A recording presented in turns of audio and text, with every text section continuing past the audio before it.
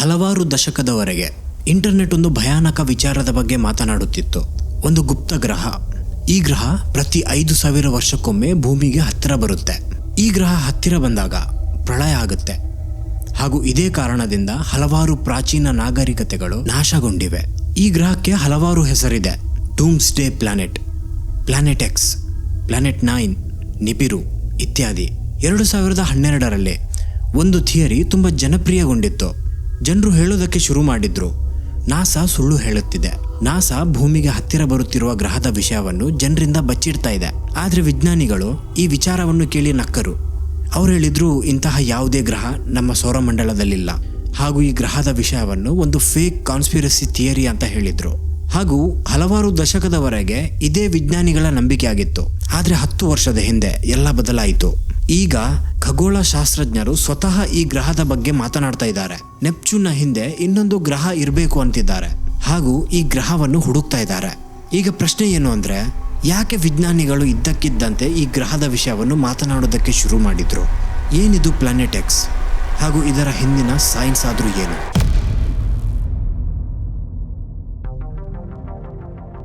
ನಮಸ್ಕಾರ ಎಲ್ಲರಿಗೂ, ಎಲ್ಲರೂ ಚೆನ್ನಾಗಿದ್ದೀರಾ ಅಂತ ಅನ್ಕೋತೀನಿ. ಇವತ್ತಿನ ವಿಡಿಯೋ ಸ್ವಲ್ಪ ಡಿಫ್ರೆಂಟ್ ಆಗಲಿದೆ. ಇವತ್ತು ನಾವು ಪ್ಲಾನೆಟ್ ಎಕ್ಸ್ನ ಕಾನ್ಸ್ಪಿರಸಿ ಆ್ಯಂಗಲ್ ಅನ್ನು ಬಿಟ್ಟು ಸೈಂಟಿಫಿಕಲ್ ಆ್ಯಂಗಲ್ನಿಂದ ನೋಡೋಣ ಈ ಪ್ಲಾನೆಟ್ ಎಕ್ಸ್ ಆದ್ರೂ ಏನು ಅಂತ. ಕ್ರೇಜಿ ಪಾರ್ಟ್ ಏನು ಗೊತ್ತಿದೆಯಾ? ಇದೇ ಸೈನ್ಸ್ನಿಂದ ಈ ಕಾನ್ಸ್ಪಿರಸಿ ಹುಟ್ಟಿರೋದು. ಬೈದುವೆ, ಒಂದು ಹಿಡನ್ ಪ್ಲಾನೆಟ್ ನೆಪ್ಚೂನ್ನ ಹಿಂದೆ ಯಾರು ನೋಡಿರೋದಂತಹ ಒಂದು ನಿಗೂಢ ಲೋಕ. ಈ ಲೋಕವನ್ನು ವಿಜ್ಞಾನಿಗಳು ಇವತ್ತಿನವರೆಗೂ ಹುಡುಕ್ತಾ ಇದ್ದಾರೆ. ಹಾಗೂ ಇದೇ ಪ್ಲಾನೆಟ್ 9ನ ಈ ಒಂದು ಸ್ಟೋರಿ ಏನಿದೆ, ಇದು one of the strangest story ಆಗಿದೆ ಇಡೀ ಆಸ್ಟ್ರೋನಮಿಯಲ್ಲಿ. ಯಾಕಂದ್ರೆ ಇದು ಬರೀ ಒಂದು ಹಿಡನ್ ಪ್ಲಾನೆಟ್ ನ ಸ್ಟೋರಿ ಅಲ್ಲ, ಇದು ಮ್ಯಾಥಮ್ಯಾಟಿಕಲ್ ಇಕ್ವೇಷನ್ ನ ಸ್ಟೋರಿ, ಬೈ ಮಿಸ್ಟೇಕ್ ಆಗಿ ಮಾಡಿರುವ ಡಿಸ್ಕವರಿಯ ಸ್ಟೋರಿ, ಹಾಗೂ ಸೈಂಟಿಸ್ಟ್ ಗಳು ಮಾಡಿರುವ ಮಿಸ್ಟೇಕ್ ನ ಸ್ಟೋರಿ. ಈ ಪ್ಲಾನೆಟ್ ಅನ್ನು ಬೈ ದ ವೇ ಈಗದಿಂದ ಹುಡುಕ್ತಿರೋದಲ್ಲ, 100 ವರ್ಷದಿಂದ ಹುಡುಕ್ತಾ ಇದ್ದಾರೆ. ಈ ಸ್ಟೋರಿ ಏನಿದೆ ಇದು ಬೈ ದ ವೇ ತುಂಬಾ ಕ್ರೇಜಿ ಆಗಿದೆ. ನಿಮಗೆ ಸೈನ್ಸ್, ಸ್ಪೇಸ್, ಮಿಸ್ಟ್ರಿ ಇದೆಲ್ಲ ಇಷ್ಟ ಇದ್ರೆ ಇವತ್ತಿನ ವಿಡಿಯೋ ಅಂತೂ ನಿಮಗೆ ತುಂಬಾ ಇಷ್ಟ ಆಗುತ್ತೆ. ಸೊ ನಿಮ್ಮ ಹೆಚ್ಚೇನು ಟೈಮ್ ವೇಸ್ಟ್ ಮಾಡದೆ ಇವತ್ತಿನ ವಿಡಿಯೋ ಸ್ಟಾರ್ಟ್ ಮಾಡ್ತಾ ಇದ್ದೀನಿ. Let's go.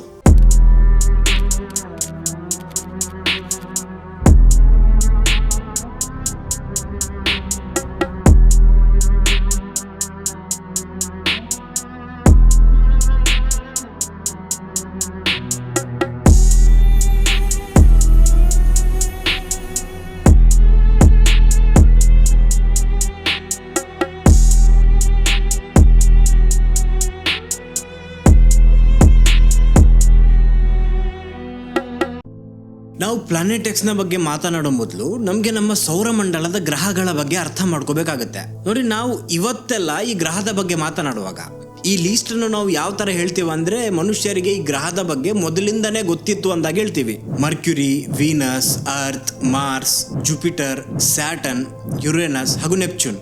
ಆದ್ರೆ ಹೆಚ್ಚುವರಿ ಮನುಷ್ಯರ ಹಿಸ್ಟ್ರಿಯಲ್ಲಿ ನಮಗೆ ಬರೀ ಕೆಲವೇ ಗ್ರಹದ ಬಗ್ಗೆ ಗೊತ್ತಿದ್ದು. ಇನ್ಫ್ಯಾಕ್ಟ್ ಸಾವಿರಾರು ವರ್ಷದಿಂದ ಮನುಷ್ಯರಿಗೆ ಬರೀ ಕಣ್ಣಿಗೆ ಕಾಣುವಂತಹ ಆ 5 ಗ್ರಹದ ಬಗ್ಗೆ ಮಾತ್ರ ಗೊತ್ತಿದ್ದು. ನೀವು ಹೊರಗೋಗಿ ಆಕಾಶದ ಕಡೆ ನೋಡಿ, ನಿಮಗೆ ನಕ್ಷತ್ರಗಳು ಕಾಣಿಸುತ್ತವೆ. ಈ ನಕ್ಷತ್ರಗಳು ಒಂದು ಫಿಕ್ಸ್ ಪೊಸಿಷನ್ ಅಲ್ಲಿ ಇರುತ್ತೆ, ಹಾಗೂ ಒಂದು ಫಿಕ್ಸ್ ಪ್ಯಾಟರ್ನ್ ಅಲ್ಲಿ ಇರುತ್ತೆ. ಆದ್ರೆ ಹಿಂದಿನ ಕಾಲದಲ್ಲಿ ಇದೇ ತರ ಆಕಾಶ ನೋಡ್ತಿರುವಾಗ ಜನರು ಈ ಬೆಳಕಿನ ಬಿಂದುಗಳ ನಡುವೆ ಕೆಲವು ಬಿಂದುಗಳು ಡಿಫ್ರೆಂಟ್ಲಿ ಬಿಹೇವ್ ಮಾಡೋದನ್ನು ನೋಡಿದ್ರು. ಈ ಬಿಂದುಗಳು ನಕ್ಷತ್ರದ ತರಾನೇ ಒಂದೇ ಜಾಗದಲ್ಲಿ ಇರ್ತಾ ಇರ್ಲಿಲ್ಲ. ಇವುಗಳು ಮೆಲ್ಲ ಮೆಲ್ಲ ಅಂತ ಚಲಿಸ್ತಾ ಇರ್ತಾ ಇತ್ತು ಇಡೀ ಆಕಾಶದಲ್ಲಿ.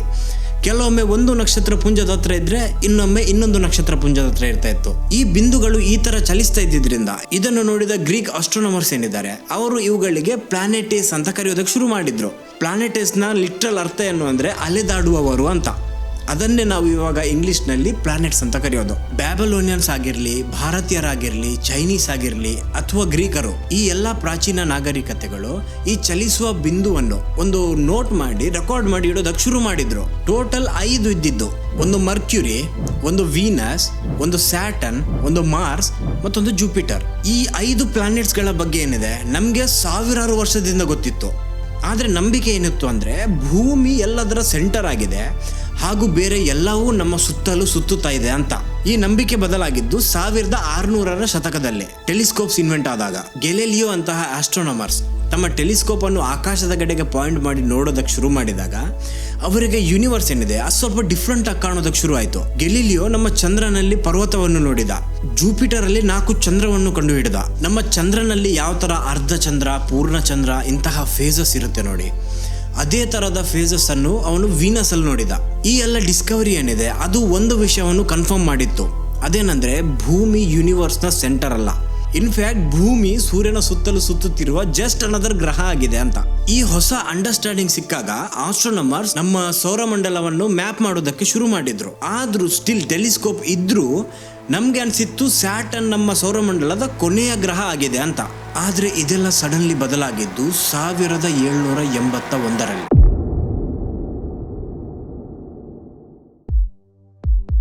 ಒಬ್ಬ ಮ್ಯೂಸಿಷಿಯನ್ ಆಗಿದ್ದ ಹಾಗೂ ಹವ್ಯಾಸಿ ಆಸ್ಟ್ರೋನಮರ್ ಆಗಿದ್ದ ವಿಲಿಯಂ ಹಾರ್ಸೆಲ್ಗೆ ಟೆಲಿಸ್ಕೋಪ್ಸ್ ಬಿಲ್ಡ್ ಮಾಡೋದು ಹಾಗೂ ಆಕಾಶದ ಕಡೆ ನೋಡುವುದಂದ್ರೆ ತುಂಬಾ ಇಷ್ಟ. ಒಂದು ರಾತ್ರಿ ಅವನು ನಕ್ಷತ್ರವನ್ನು ಅಬ್ಸರ್ವ್ ಮಾಡ್ತಾ ಇದ್ದಾಗ ಒಂದು ಅನ್ಯೂಶುವಲ್ ವಿಷಯವನ್ನು ನೋಟಿಸ್ ಮಾಡ್ತಾನೆ. ಒಂದು ಸಣ್ಣ ಆಬ್ಜೆಕ್ಟ್ ನೋಡೋದಕ್ಕೆ ಇದು ನಕ್ಷತ್ರದ ತರಾನೇ ಕಾಣಿಸ್ತಾ ಇತ್ತು, ಇದು ಸ್ವಲ್ಪ ಮೂವ್ ಆಗಿತ್ತು. ಹಾರ್ಸೆಲ್ಗೆ ಮೊದಲು ಅನ್ಸಿತ್ತು ಅವನೊಂದು ಧೂಮಕೇತುವನ್ನು ಕಂಡು ಹಿಡಿದಿದ್ದಾನೆ ಅಂತ. ಆದ್ರೆ ಆಸ್ಟ್ರೋನಮರ್ಸ್ ನಂತರ ಈ ಬೆಳಕಿನ ಬಿಂದುವನ್ನು ಟ್ರ್ಯಾಕ್ ಮಾಡೋದಕ್ಕೆ ಶುರು ಮಾಡಿದಾಗ ಅವರಿಗೆ ಕನ್ಫರ್ಮ್ ಆಗುತ್ತೆ ಇದು ಕಂಪ್ಲೀಟ್ಲಿ ಬೇರೆ ಏನೋ ಆಗಿದೆ, ಇದು ಆಕ್ಚುಲಿ ಒಂದು ಹೊಸ ಗ್ರಹ ಆಗಿದೆ ಅಂತ. ಅವತ್ತು ಅವನು ಆಕ್ಸಿಡೆಂಟಲಿ ನಾವಿವತ್ತು ಯುರೇನಸ್ ಅಂತ ಕರೆಯುವ ಗ್ರಹವನ್ನು ಹುಡುಕಿ ಹಿಡಿದಿದ್ದ. ಇದು ಎಷ್ಟು ಇನ್ಕ್ರೆಡಿಬಲ್ ಮೂಮೆಂಟ್ ಆಗಿತ್ತು ಅಂದ್ರೆ, ನಾವು ಮನುಷ್ಯರು ಮಾನವನ ಇತಿಹಾಸದಲ್ಲೇ ಯಾರಿಗೂ ಗೊತ್ತಿಲ್ಲದ, ಈವನ್ ಏನ್ಷಿಯಂಟ್ ಸಿವಿಲೈಸೇಷನ್ಗೂ ಗೊತ್ತಿಲ್ಲದ ಒಂದು ಹೊಸ ಗ್ರಹವನ್ನು ಕಂಡು ಹಿಡಿದಿದ್ವಿ, ಅದು ಕೂಡ ಬೈ ಮಿಸ್ಟೇಕ್ ಆಗಿ. ಈ ಒಂದು ಡಿಸ್ಕವರಿ ಸೈಂಟಿಸ್ಟ್ಗಳಲ್ಲಿ ಇನ್ನೊಂದು ಹೊಸ ಪ್ರಶ್ನೆಯನ್ನು ಮೂಡಿಸಿತು, ಅದೇನಂದ್ರೆ ಆಕಾಶದಲ್ಲಿ ನಮಗೆ ಒಂದು ಹೊಸ ಪ್ಲಾನೆಟ್ ಸಿಕ್ಕಿದ್ರೆ ಇನ್ನು ಎಷ್ಟು ಇರಬಹುದು ಅಂತ. ಇದೇ ಪ್ರಶ್ನೆಗೆ ಉತ್ತರ ಹುಡುಕ್ತಾ ಈಗ ಒಂದು ಕ್ರೇಜಿ ಪಾರ್ಟ್ ಬರುತ್ತೆ ನೋಡಿ. ಸೈಂಟಿಸ್ಟ್ ಅವರ ತಲೆ ನೋಡಿ ಯಾವ ತರ ಅಂತ.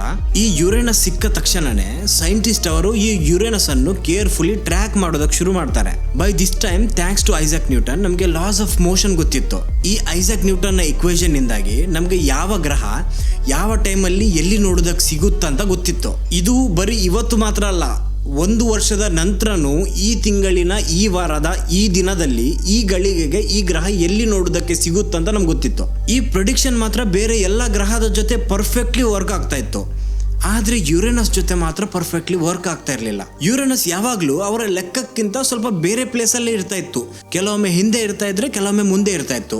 ಮೊದಲು ಸೈಂಟಿಸ್ಟ್ ಅವರಿಗೆ ಅನ್ಸಿತ್ತು ಮೇ ಬಿ ನಾವೇ ಏನೋ ತಪ್ಪು ಮಾಡಿರ್ಬೇಕು, ಮೇ ಬಿ ನಮ್ಮ ಅಬ್ಸರ್ವೇಷನ್ ಅಲ್ಲಿ ಏನೋ ತಪ್ಪಿರ್ಬೇಕು ಅಥವಾ ನಮ್ಮ ಕ್ಯಾಲ್ಕುಲೇಷನ್ ಅಲ್ಲಿ ಏನಾದ್ರೂ ತಪ್ಪಿರ್ಬೇಕು ಅಂತ. ಆದ್ರೆ ನಂತರ ಇನ್ನೂ ಡಿಟೇಲ್ ಆಗಿ ಅಬ್ಸರ್ವ್ ಮಾಡಿದಾಗ ಅವರಿಗೆ ಕನ್ಫರ್ಮ್ ಆಗುತ್ತೆ ನಾವು ಮಾಡಿದ್ರಲ್ಲಿ ಏನು ತಪ್ಪೇ ಇಲ್ಲ.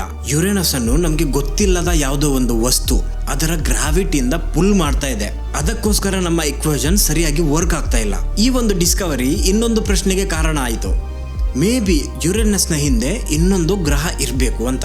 ಅಂಡ್ ಇಲ್ಲಿಂದ ಸ್ಟಾರ್ಟ್ ಆಗೋದು ನಾನು ಹೇಳಿದ ಕ್ರೇಜಿ ಪಾರ್ಟ್. ಈಗ ಈ ಗ್ರಹವನ್ನು ಹುಡುಕಿದ್ದೇಗೆ ನೋಡಿ, 2 ಗಣಿತ ತಜ್ಞರು ಈ ಮಿಸ್ಟ್ರಿಯನ್ನು ಸಾಲ್ವ್ ಮಾಡೋದಕ್ಕಂತ ಹೊರಡ್ತಾರೆ. ಒಬ್ಬ ಫ್ರೆಂಚ್ ಸೈಂಟಿಸ್ಟ್ ಆಗಿದ್ದ ಉರ್ಬೆನ್ ವೆರಿರ್ ಅಂತ, ಇನ್ನೊಬ್ಬ ಬ್ರಿಟಿಷ್ ಆಗಿದ್ದ ಜಾನ್ ಕೌಚ್ ಆಡಮ್ಸ್ ಅಂತ. ಇವರ ಪ್ಲಾನ್ ಸೆಕ್ಸಿ ಆಗಿತ್ತು. ಸುಮ್ಮನೆ ಟೆಲಿಸ್ಕೋಪ್ ಅನ್ನು ಆಕಾಶದ ಕಡೆ ಮಾಡಿ ಇಷ್ಟು ದೊಡ್ಡ ಆಕಾಶದಲ್ಲಿ ಒಂದು ಗ್ರಹವನ್ನು ಹುಡುಕೋದಕ್ಕಿಂತ ಗಣಿತವನ್ನು ಯೂಸ್ ಮಾಡಿ ಈ ಗ್ರಹವನ್ನು ಹುಡುಕೋದಾಗಿತ್ತು. ಅವರು ಕ್ಯಾಲ್ಕುಲೇಷನ್ ಮಾಡಿ ಈ ಗ್ರಹವನ್ನು ಹುಡುಕೋದಕ್ಕೆ ಟ್ರೈ ಮಾಡ್ತಾರೆ. ಈಗ ಯುರೇನಸ್ ಈ ತರ ಬಿಹೇವ್ ಮಾಡಬೇಕಾದ್ರೆ ಈ ಹೊಸ ಗ್ರಹ ಎಷ್ಟು ದೊಡ್ಡದಾಗಿರ್ಬೇಕು, ಎಷ್ಟು ದೂರದಲ್ಲಿರ್ಬೇಕು, ಹಾಗೂ ಅದರ ಮಾಸ್ ಎಷ್ಟಾಗಿರ್ಬೇಕು, ಇದು ನೋಡಿ ಆಗಿನ ಟೈಮಲ್ಲಿ ಎಷ್ಟು ಕ್ರೇಜಿ ಆಗಿರ್ಬೇಕು. ನಮ್ಗೆ ಕಣ್ಣಿಗೆ ಕಾಣದ ಒಂದು ವಸ್ತುವನ್ನು ಹುಡುಕೋದು ಬರೀ ಗಣಿತವನ್ನು ಯೂಸ್ ಮಾಡಿ. ಸೊ ಫ್ರೆಂಚ್ ಸೈಂಟಿಸ್ಟ್ ಆಗಿದ್ದ ವೆರೇರಾ ತನ್ನ ಕ್ಯಾಲ್ಕುಲೇಷನ್ ಎಲ್ಲ ಮಾಡಿ ತನ್ನ ಪ್ರಿಡಿಕ್ಷನ್ ಅನ್ನು ಬೆರ್ಲಿನ್ ನ ಒಂದು ಅಬ್ಸರ್ವೇಟರಿಗೆ ಕಳಿಸ್ತಾರೆ. ಈ ಪ್ರಿಡಿಕ್ಷನ್ ಅಲ್ಲಿ ಎಕ್ಸಾಕ್ಟ್ಲಿ ಬರ್ದಿತ್ತು ಈ ಹೊತ್ತಿಗೆ ನಿಮ್ಮ ಟೆಲಿಸ್ಕೋಪ್ ಅನ್ನು ಯಾವ ದಿಕ್ಕಿಗೆ ಪಾಯಿಂಟ್ ಮಾಡಬೇಕು ಅಂತ. 1846ರಲ್ಲಿ ನಡೆದ ಘಟನೆ ಬೈದವೆ. ಆಸ್ಟ್ರೋನಮರ್ಸ್ ಇವರು ಹೇಳಿದ ದಿಕ್ಕಿಗೆ ಅದೇ ಟೈಮಲ್ಲಿ ಟೆಲಿಸ್ಕೋಪ್ ಅನ್ನು ಆಕಾಶದ ಕಡೆಗೆ ಪಾಯಿಂಟ್ ಮಾಡ್ತಾರೆ. ವಿದಿನ್ ಫ್ಯೂ ಮಿನಿಟ್ಸ್ ಅವರಿಗೆ ಹೊಸ ಗ್ರಹ ಸಿಗುತ್ತೆ. ಈ ಗ್ರಹವನ್ನು ನಾವು ಇವತ್ತು ನೆಪ್ಚೂನ್ ಅಂತ ಕರಿತಾ ಇದ್ದೀವಿ. ಅಂಡ್ ಇದು ಇಮ್ಯಾಜಿನ್ ಮಾಡಿ ಎಷ್ಟು ಕ್ರೇಜಿ ವಿಷಯ ಆಗಿದೆ. ಇದು ಮಾನವನ ಇತಿಹಾಸದಲ್ಲೇ one of the greatest prediction ಆಗಿದೆ.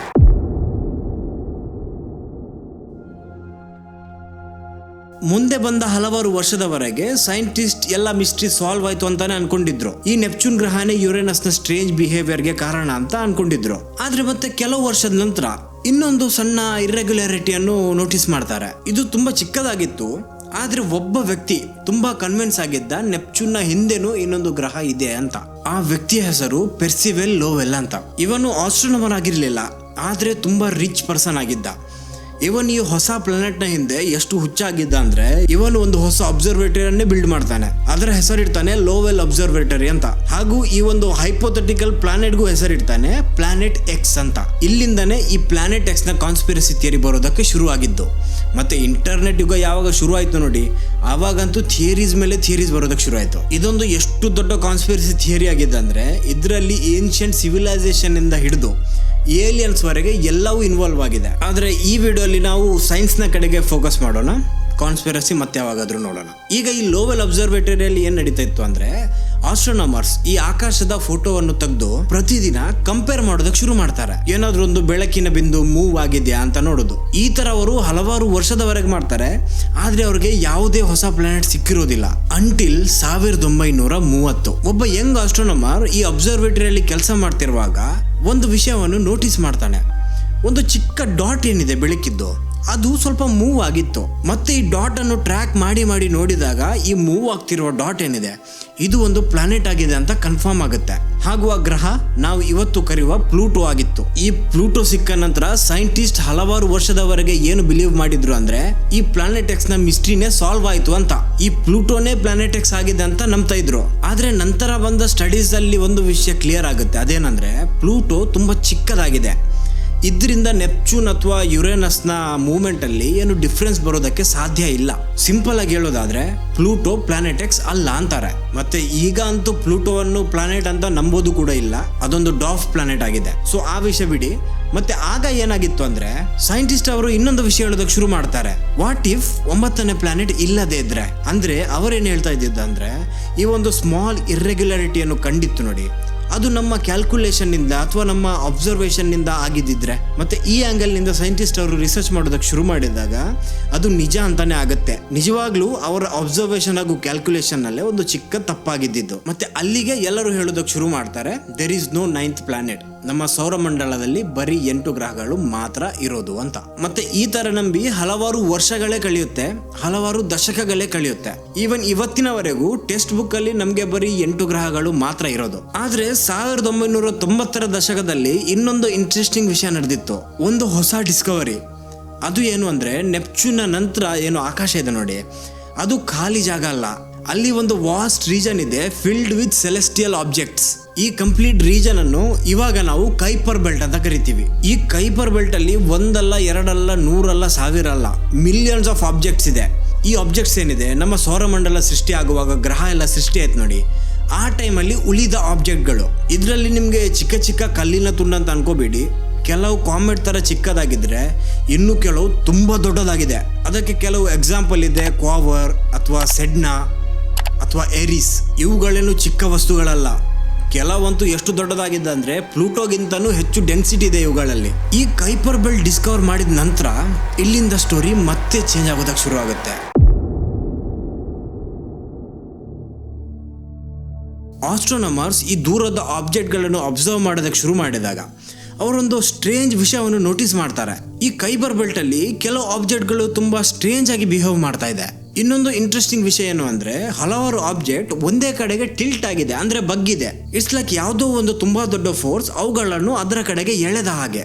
ಈಗ ನಿಜ ಏನು ಅಂದ್ರೆ ಇವುಗಳು ರ್ಯಾಂಡಮ್ಲಿ ಮೂವ್ ಆಗ್ತಾ ಇದ್ದಿದ್ರೆ ಈ ತರಹದ ಒಂದೇ ತರಹದ ಅಲೈನ್ಮೆಂಟ್ಗೆ ಚಾನ್ಸೇ ಇರ್ತಾ ಇರಲಿಲ್ಲ.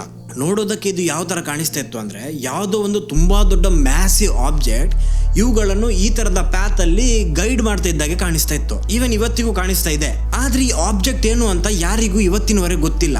ಆದ್ರೆ ಬರೀ 10 ವರ್ಷದ ಹಿಂದೆ 2 ಆಸ್ಟ್ರೋನಮರ್ಸ್ ಒಂದು ಥಿಯರಿಯನ್ನು ಪ್ರಪೋಸ್ ಮಾಡ್ತಾರೆ. ಒಬ್ಬನ ಹೆಸರು ಕಾನ್ಸ್ಟೆಂಟ್ ಇ ಬೊಟೆಗಿನ್ ಅಂತ, ಇನ್ನೊಬ್ಬನ ಹೆಸರು ಮೈಕಲ್ ಇ ಬ್ರೌನ್ ಅಂತ.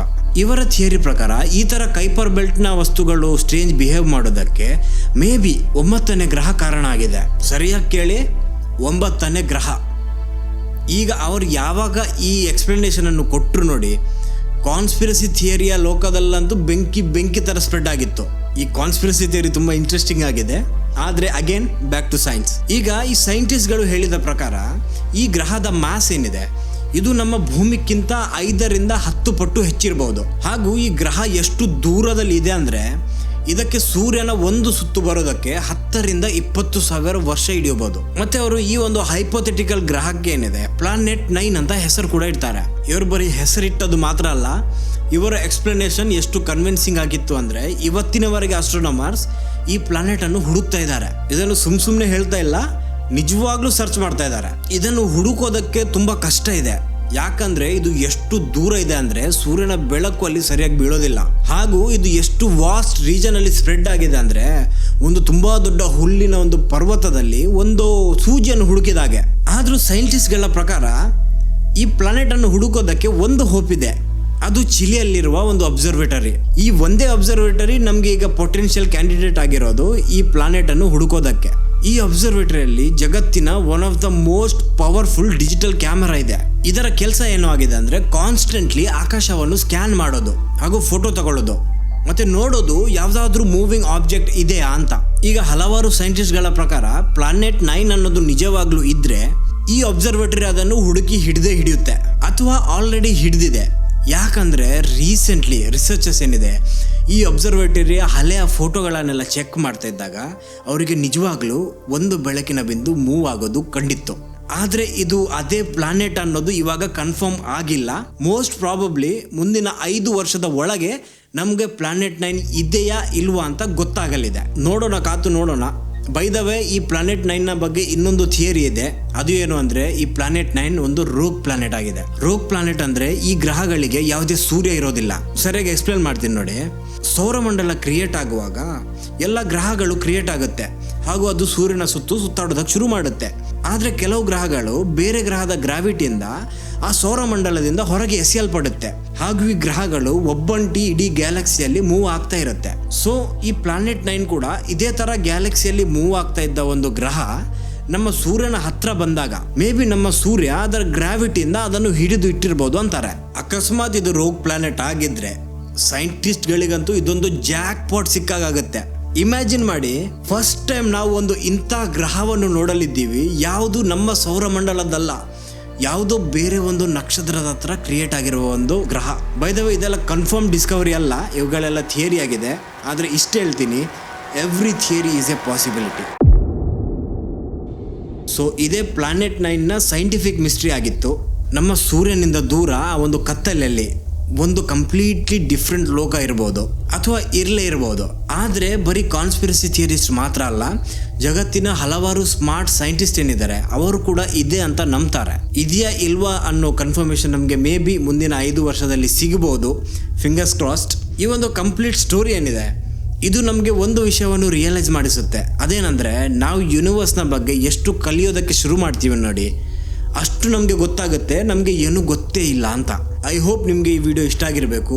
ಅಕಸ್ಮಾತ್ ನಿಮಗೆ ಪ್ಲಾನೆಟ್ 9ನ ಕಾನ್ಸ್ಪಿರಸಿ ಥಿಯರಿಯ ವಿಡಿಯೋನು ಬೇಕಿದ್ದರೆ ಈ ವಿಡಿಯೋಗೆ ಲೈಕ್ ಮಾಡಿ. ಈ ವಿಡಿಯೋಗೊಂದು ಟಾರ್ಗೆಟ್ ಇಡ್ತೀನಿ, 1,500 ಲೈಕ್ಸ್. ಈ ಟಾರ್ಗೆಟನ್ನು ನಾನು ಇಟ್ಟಿರೋದು ಜಸ್ಟ್ ನನಗೆ ಗೊತ್ತಾಗಲಿ ಅಟ್ಲೀಸ್ಟ್ ಇಷ್ಟು ಜನರಾದರೂ ಇಂಟ್ರೆಸ್ಟೆಡ್ ಆಗಿದ್ದಾರಂತ. ಆ ಟಾರ್ಗೆಟ್ ರೀಚ್ ಆದರೆ ಡೆಫಿನೆಟ್ಲಿ ನಾನು ಈ ಕಾನ್ಸ್ಪಿರಸಿ ಥಿಯರಿಯ ವಿಡಿಯೋನು ಮಾಡ್ತೀನಿ. ಸೊ ಇದೇ ಥರ ನಿಮಗೆ ಸ್ಪೇಸ್, ಯೂನಿವರ್ಸ್, ಮಿಸ್ಟ್ರೀಸ್ ಇದೆಲ್ಲ ಇಷ್ಟ ಇದ್ದರೆ ನನ್ನ ಚಾನಲಲ್ಲಿ ಇನ್ನೊಂದು ವಿಡಿಯೋ ಇದೆ, ಸ್ಪೇಸ್ನ 5 ಮಿಸ್ಟ್ರಿಗಳ ಬಗ್ಗೆ. ಈ ವಿಡಿಯೋ ಇನ್ನೂ ಕ್ರೇಜಿ ಆಗಿದೆ. ಆ ವಿಡಿಯೋವನ್ನು ನೀವು ಇಲ್ಲಿ ಕ್ಲಿಕ್ ಮಾಡಿ ನೋಡ್ಬೋದು. ಸೊ ಇದೇ ಆಗಿತ್ತು ಫ್ರೆಂಡ್ಸ್ ಇವತ್ತಿನ ವಿಡಿಯೋ. ಮತ್ತೆ ಬರ್ತೀನಿ ಮತ್ತೊಂದು ವಾರ ಇನ್ನೊಂದು ಇಂಟ್ರೆಸ್ಟಿಂಗ್ ಟಾಪಿಕ್ ಜೊತೆ. ಅಷ್ಟರವರೆಗೆ ಪೀಸ್ ಔಟ್.